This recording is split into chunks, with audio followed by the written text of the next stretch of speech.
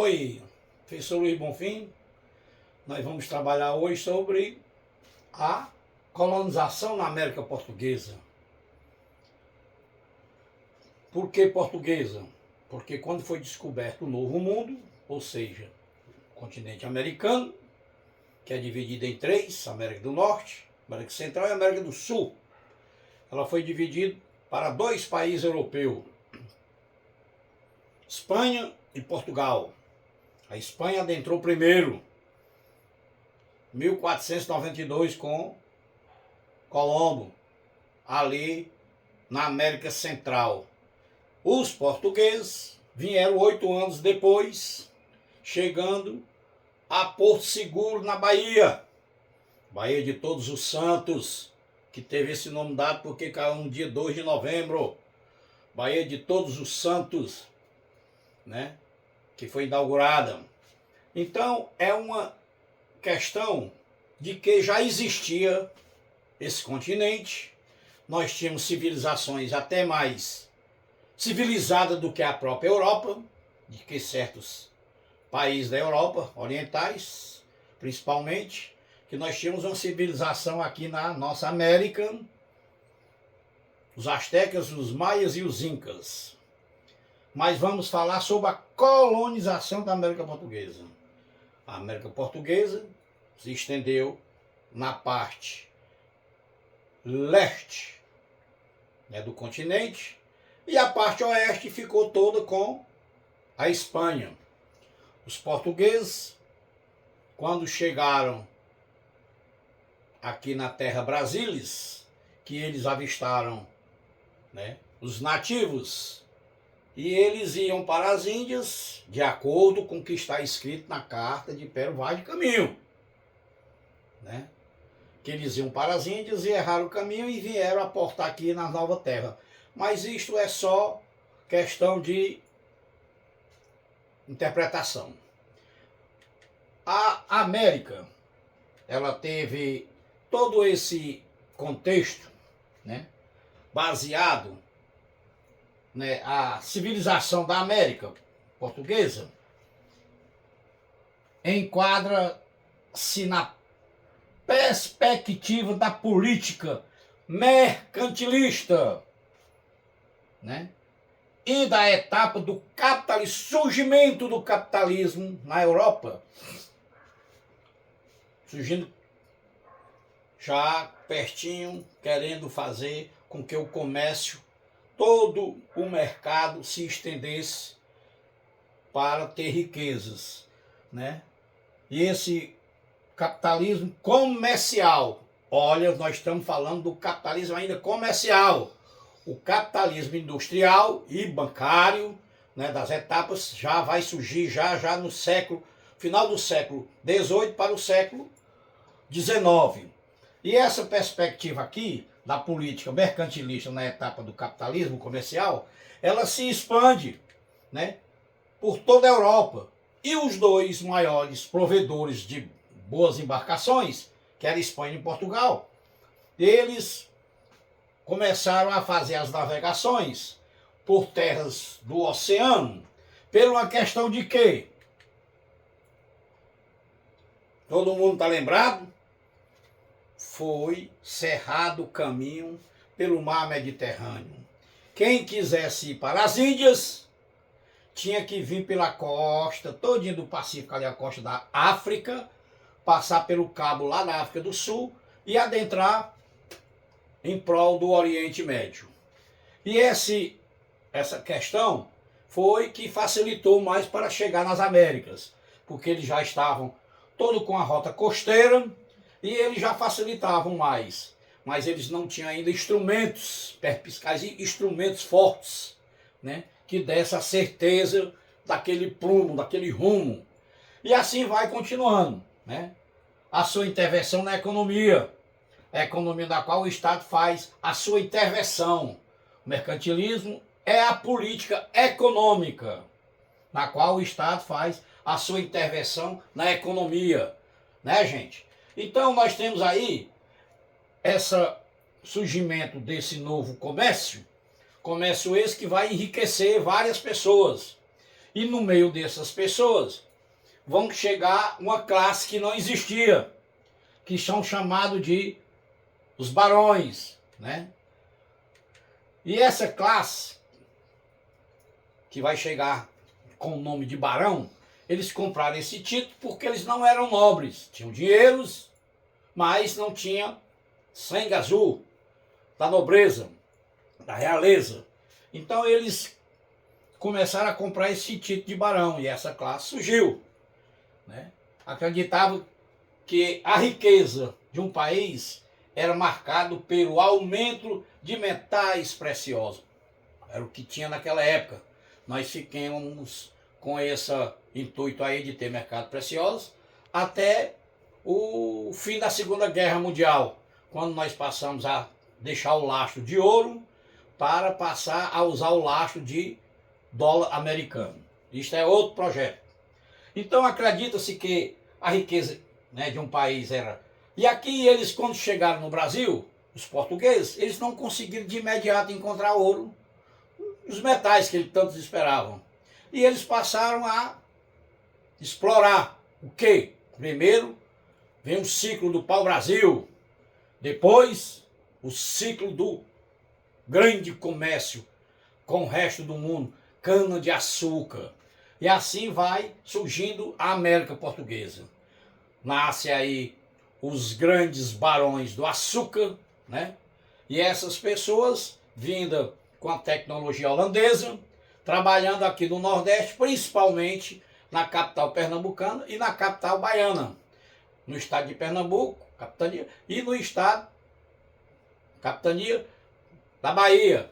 E a Bahia vai se tornar o quê? A primeira capital da colônia portuguesa. Certo? Então, gente, a gente tem que ter um pouco da paciência de chegar, como os portugueses tinham muita pressa de ter ouros, né? Que eles ficavam quase que angustiados, porque os portugueses, os espanhóis encontraram ouro muito cedo. E eles aqui não. Eles vieram encontrar ouro já no século XVII. Né? Para o Brasil ter uma boa economia desenvolvida, precisa-se de quê? De importar mais, né?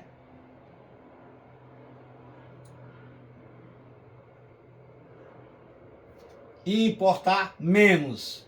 Vender mais e comprar menos. Precisar exportar mais, comprar, né? Vender mais e comprar menos, importar. E assim vamos trabalhando. E era nessa economia que já estava surgindo o capitalismo e dando todo esse ênfase de como a economia deveria ser traçada para o resto do mundo. E assim vai continuando a nossa, né, desenvoltura e o surgimento da América. Como vieram? Primeiro, o que foi que eles fizeram? Como não existiam escravos africanos, eles começaram a escravizar os nativos, né? Mas eles disseram que os nativos eram meio complicado para a escravização, pois o mesmo conhecia os terrenos e eram escravos fujões. Ora, quem é que não quer ser escravo fujão? Eu sou livre. Aí tu me prende, me bota para trabalhar de graça e ainda me bate. Aí não quer que eu fuja. Era nesse sentido, né? Que visava a colonização do Brasil. Aí assim, nos 30 primeiros anos da chegada dos portugueses ao Brasil, né? O governo português não tomou medidas que visavam a colonização. Os 30 primeiros anos. Depois que ele veio criar o quê? As capitanias hereditárias, certo? Então, nessas capitanias hereditárias, ele vai botar o público com o privado, que a gente hoje trabalha. As terras doadas para homens de bens, que têm dinheiros, e eles iriam trabalhar, né, em cima dessas terras e repassar o que era para o império. Né? Nesse período, o interesse econômico da metrópole, Portugal, né, estava voltada para o comércio de quê? De especiaria nas Índias ainda. Eles estavam ricos com as especiarias que eles traziam das Índias. Eles descobriram outra rota. O mar Mediterrâneo foi interditado e eles iam pelo sul da África. Mas eles queriam aqui o retorno da descoberta da capitania.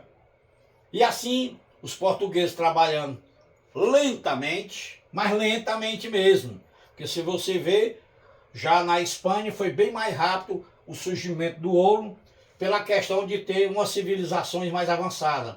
Esse aqui é um pelourinho, né, em praça pública, da qual é chicoteado um negro, né, que também fugiu. E também com a exploração de quê? De negros e índios, mão de obra barata. E essa mão de obra barata é que veio determinar todo o esforço que Portugal tinha. Certo, gente? Então, quando eles começam a explorar a mão de obra barata, que eles vão trabalhar em cima, né, desses povos, tanto dos negros, dos índios, não deu certo, mas eles pegaram os negros, começaram a contrabandear. Portugal enviava ao Brasil expedições de reconhecimento, né, que tínhamos o principal objetivo, buscar riqueza. Que mais? Conhecer o idioma, a língua, o dialeto dos nativos, para ter uma comunicação mais fácil. E aí eles deixaram uns degregados aqui, bandidos, ladrões, né, condenados, e eles começaram a conviver com a liberdade, que ele estava numa prisão, aquelas prisões europeias muito fortes, e eles passaram a ter uma livre aqui e curtiam a liberdade, mas ficaram do lado de quem? Da sua colônia, do seu império, do seu imperador, do seu rei, né, da sua nação. E eles aprenderam o idioma, o dialeto, Tupi e o Guarani, e ficou a facilidade quando eles voltavam, certo? Essa é uma boa inteligência dos portugueses, né, com o objetivo de pegar riqueza, né, no território brasileiro. E o que é que vai ocorrer? Família toda de negro, o contrato intenso com os indígenas, né, foram feitos pelos jesuítas. Eu dei uma aula sobre a Contra-Reforma e foi nessa aula que vocês viram que jesuítas eram soldados de Jesus. Foi criado pelo Inácio de Loyola. E os jesuítas vieram não só para catequizar os índios, eles vieram também para o quê? Isso! Eles vieram para fazer a dominação e fazer amansar os índios para eles ficarem com a cultura europeia. Muito erro. Nem Roma fazia isso. Roma invadia, queria o dinheiro, mas deixava a cultura lá. E sim, continuando.